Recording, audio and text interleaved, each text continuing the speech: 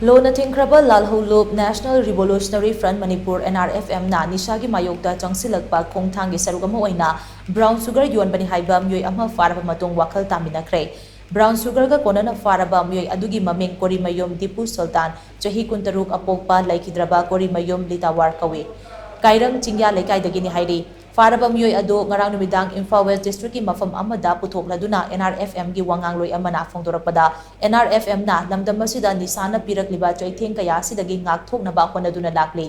lamdam asigi mama mapa oiba kaya mitki pi kanghandriba asigi hawrafam oiriba nisa sizinaba amade yonba khudingma ki mayokta Nrfm na lepli haibadu utpa oina Meeoi asi phabani hairiba Meeoi asi mamang thaktasu chapmanaba kesta napna faruraba Meeoi ni mahakumba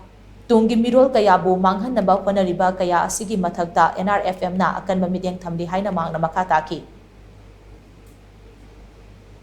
Aikoigi khunai khak natana malemgi miyoiba khunaigi asengba yengnaba oiriba drugki mathakta Nrfm National Revolution Front Manipurna isang sina satharakpa khongjanggi sarukta miyoy asi phagatpane